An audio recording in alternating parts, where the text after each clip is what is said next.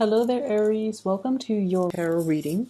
So, you've got some really interesting images that came up when I was shuffling out the spread for you.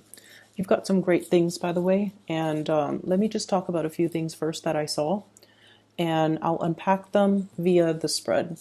So, when I was shuffling out the spread for you, what I saw was I see this tunnel. It's underground, and it's a long tunnel, but there is this really beautiful pinkish white light at the end of the tunnel. And I see this puppy. He's a black he's a black puppy with some white spots on him. He's wagging his tail and he's happily walking through this tunnel because he sees the light on the other side. Now, animals have amazing instincts, and I know this is a puppy and he's, finding his way. But as he's moving closer and closer to the light, what's at the end of the tunnel is I see a big, like, doggy bag of food, and it's spilled over. So it's like, spilled over on the ground. So, of course, he's going to get some food. And then I also feel like there are these, it's almost like walking into, and I feel like, initially, when it's like the light at the end of the tunnel, you think it's going to be lit up with fluorescent light. But what's really lighting things at the end of that tunnel is like gold coins, medallion gold coins, things that are shiny and shimmery and glittery. And that's what's creating all that light. So the dog is definitely in the right place. He has no use for, the coins and the money and the gold, but somebody can get it to, it's almost like the dog is the pioneer and he's discovering these things. So whoever walks in his footstep is going to come across this treasure. Okay. So it's a very beautiful imagery. And I feel like, if he's hungry, his needs are going to be met. If he is looking for work, that's going to be coming into the picture as well. If he's looking for resources, it's going to be there. So I definitely feel like you're verging on the end of a cycle where you're going to be able to get all your needs met. So that's the first image. The second image that I feel here is I keep seeing this cartoon looking fairy. And I don't know the movie. I think it might have been Sleeping Beauty, where the fairy godmothers, there are three of them, I believe, and they're kind of pudgy. They're a little bit on the heavier side. So I see this pudgy fairy, and she has like really small wings, and the wings are like flapping. And she's holding this wand, and she's smiling, so she seems like very benevolent. And I feel like she's like smoothing out somebody's hair, like comforting them, smoothing things out, making a situation better, ironing things out, and just overall, there's this really strong energy of spiritual, ancestral protection coming through for you. Okay, so whatever it is, you don't need to fear it. You need to be kind of like be able to trust your intuition and trust your instinct, kind of like this puppy. Okay, to walk into the unknown without armor, without any way to defend yourself, and to trust that you're walking in the right direction because there's going to be food at the end of the tunnel.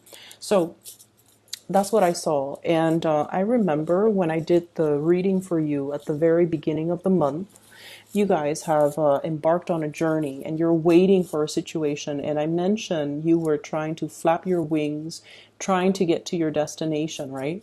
And it feels like it's very difficult, and it feels very labor intensive, and it just feels like you're tired, like you need a rest, like you just want to land and just stay where you're at and not have to move. So I feel like energetically there might be some drainage.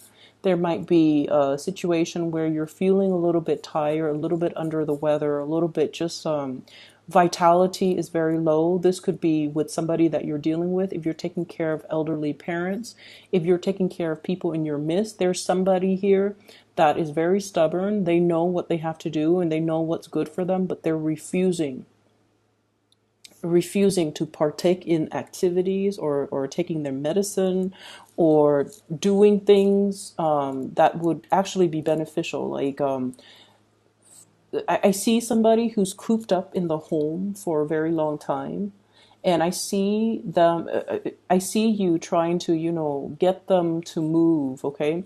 So like, do you want to go on a hike? You need some fresh air. Let's go on a hike.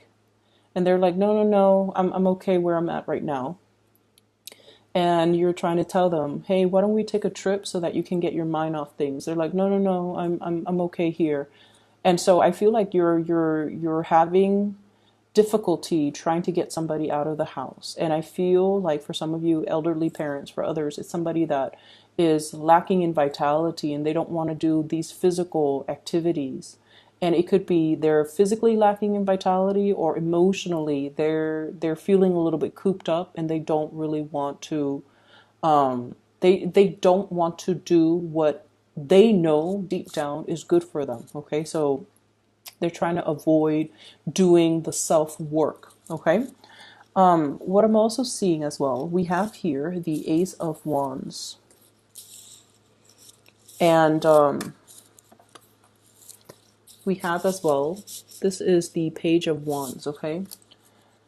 You guys are definitely embarking on something brand new. This could be a project.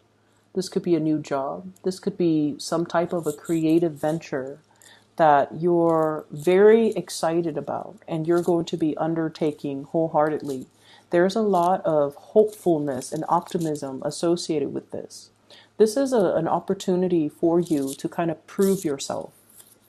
No longer a child, protected and coddled. We're now becoming a little bit more, we're growing up and we have skills that we want to display to the rest of the world. Okay. So I feel like you're embarking on a brand new journey, and I feel like it's forcing you to step outside of your comfort zone a little bit. But I do sense that you have a lot riding on this, and I also feel like you're going to be, it's in your element, fire signs, the suit of wands, it's in your element, which basically means you're going to transition into it very naturally, without any type of hurdles to overcome, without any type of a learning curve, without any type of I want to say without any type of setbacks. Okay, so if you've been fearful of doing this in the past, or if you've been feeling like, once again, self-esteem, I don't know if I'm ready for this just yet. Maybe in 2 years, maybe in 3 months, I need to get myself prepared for it. If for whatever reason you've been holding back, holding back, holding back, and now you feel like I'm going to do this and I feel like it's the right time and I'm going to embark on it wholeheartedly and I'm going to show my skills. So I definitely feel the learning curve is not going to be a problem for you. There isn't a learning curve. It seems to me like it's more like a straight path, okay? And we also have as well the straight shooter. This is communication, contact, a lot of exchanges over wide distances. So I definitely feel a lot of communication, a lot of interaction back and forth via electronic communication, emails, text messages. What I'm seeing as well, I see many of you are keeping in contact with a lot of people, okay, going back and forth. And I do see as well, I don't know why there's this mirroring energy here, but I feel like there's a lot of going back and forth, a lot of communication, a lot of long distance communication. And so make sure, and I do see geographical distance as well, but it's going to hit the mark. Okay, so this is a card that traditionally facilitates travel and movement and communication in general. The way that it's coming out, they're saying that you're going to hit the mark, so the distance is not really going to matter. Things are going to be arriving very, very smoothly and transition very smoothly for you, so you don't have to worry. And there's still, okay, the mirroring energy makes sense now. There's some type of a spiritual protection. I mentioned before the ancestral protection, and it's almost like whatever hits this mirror is going to bounce back. Okay, so if it's malintention, it's going to be sent back or boomerang back to the sender. So if you've been dealing with any situation where you feel like you have to shield yourself, or if you have to kind of keep your opponents at bay or try to keep the negativity, away from you. I feel that there is going to be some reprieve from that, and especially there's going to be some type of divine protection where it's going to bounce back that energy and it's not going to energetically affect you. So there's a lot of protection coming through from this spread. I feel like in a mundane sense, for example, if you have a deadline and for whatever for whatever the for whatever reason, if you fail to miss the deadline, for example, I feel like, the divine protection can come in a way where the deadline is pushed back because so and so that was supposed to be there to review the final product happens to be sick, so you have like that extra day to get things done. So it's like buying time. Somebody is stepping in, and it's divine protection that is going to allow you to extend a deadline to a later date that's more to your liking. Okay. And I also sense as well, if there has been like some type of mistakes that you have made in the work environment, something minor, like a typo, like if you're publishing like a manual and there's a typo, and it's going to be, or on a PowerPoint presentation and you're going to be in front of the entire work crew giving this PowerPoint presentation and there's like a glaring typo.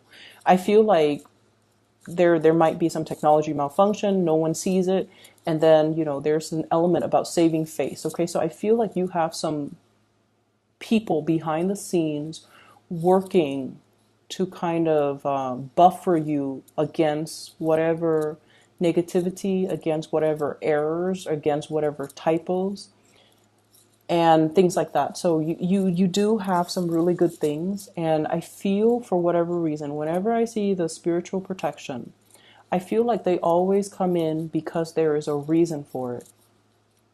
So needless to say, be very, very careful about, doing your work diligently and making sure that whatever you put forward is the best my apologies for that noise.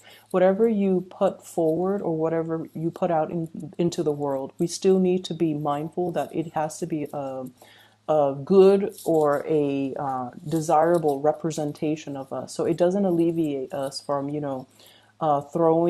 dashing, assignments off in the middle of the night. You still have to do your due diligence and you still have to do the work. The spiritual protection that is behind you is to facilitate that process, but it doesn't alleviate you from doing your fair share of the work. But I definitely see you're being helped and you're being coddled and you're being in a situation where you are divinely protected. Okay? What I have here is the Four of Cups and the Seven of Cups, and both the Four and the Sevens are very, very spiritual numbers.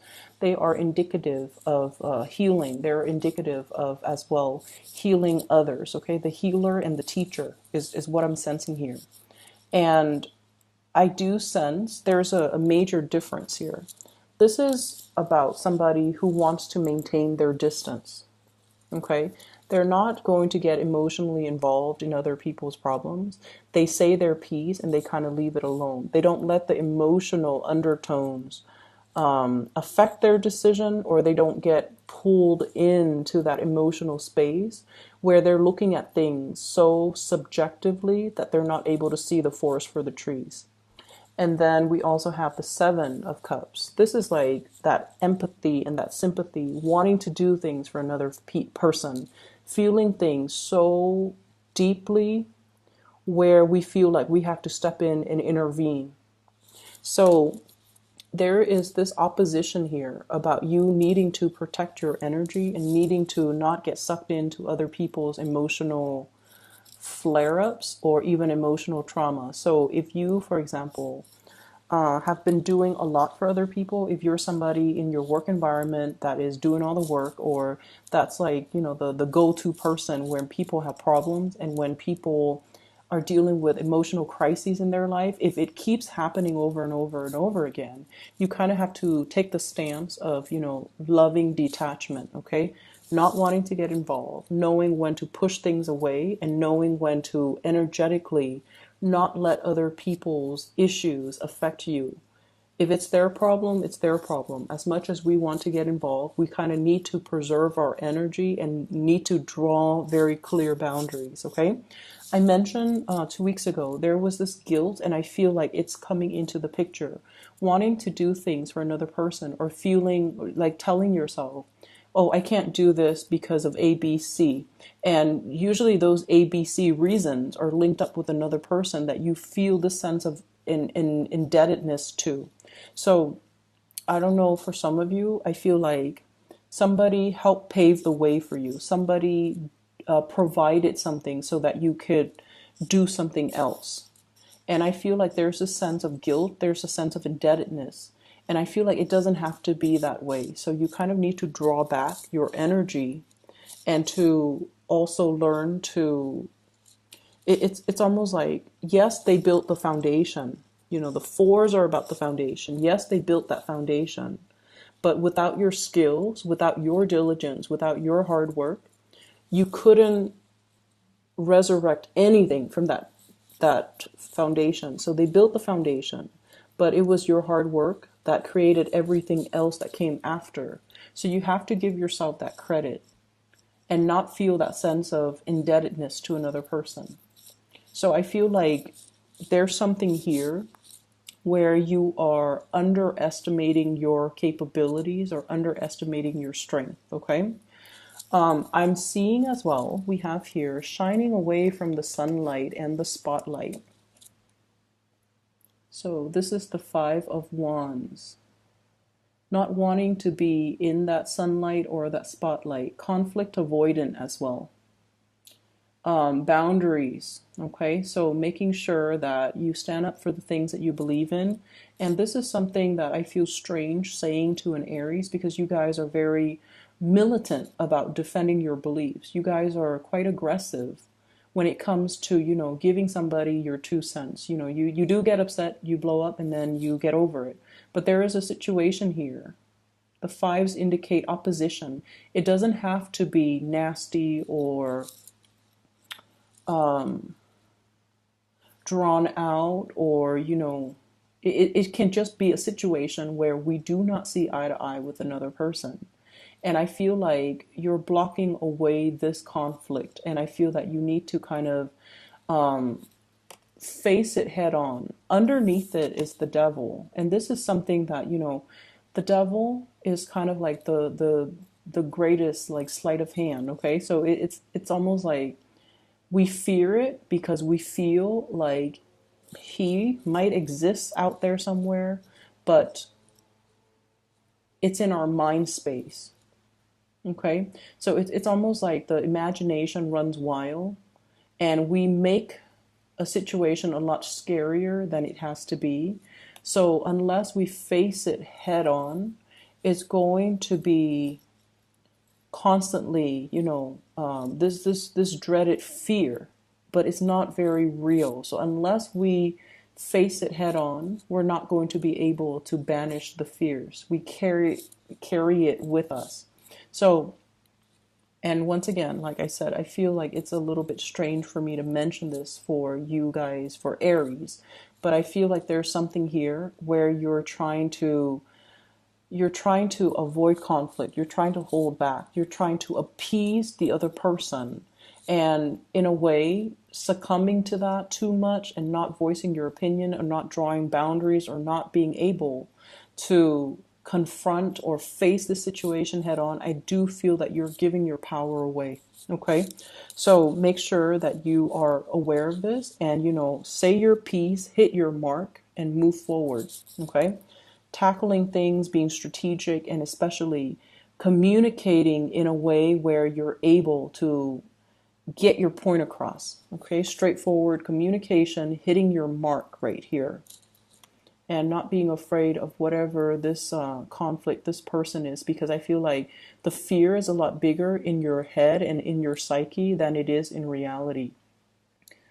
I'm also sensing here there is a huge uptick when it comes to your financial resources, and possibly being able to have two revenue streams. I have here the Two of Pentacles, two sources of income. So it could be you and a partner, it could be you juggling two things. And I feel like something is very, very brand new. It needs to be taken seriously and treated almost like with, kitty gloves, okay? Something that is very delicate. It needs an opportunity to grow. and it needs to be taken very seriously. So, you know how in the traditional Rider-Waite deck, the Two of Pentacles is the man juggling the two pentacles. In this situation, it's almost like, which one do I treasure? There are two cats here, and they're both, one is new. I guess one is a little bit more, this one looks like it's older. That one looks like it's a kitten. And so if it's brand new, you want to devote a little bit more time to it, okay? Until it's self-sustaining, until it's self-sufficient. So this is pretty much telling you not so much to multitask, but to do something, whatever that's newer, whatever that you need to kind of like get off the ground in a very foundational way. Establish that foundation first before you devote more time to what the existing thing. Okay, so treat things that are new, that are emerging, with a little bit more care and a little bit more attention, because it's new, and so it requires a lot more work. Okay, so the initial work that you put in, it's going to pan out. Just be very diligent, be very patient with it, and especially give it that care and that attention until it's able to progress on its own. All right. Finances is going to be picking up for you guys very quickly. What I have here is the Eight of Pentacles. This is basically that harvest, okay? Being able to kind of like have something tangible to as proof of your hard work. So the 7 is the harvest. The 8 is at that point of completion almost. Excuse me. And I feel like, I almost feel like there's this big energy about, focusing, laser-like focus on one thing, birthing something, taking care of something that is brand new, nurturing it in order for it to grow for you. So I definitely see new projects that are in store for you. And I feel like it's going to pay dividends, but you have to kind of drop the other thing or put it in the back burner for now. Come back to it at a later date, okay? I hope the reading is helpful for you guys, and I do wish you all the best for this month.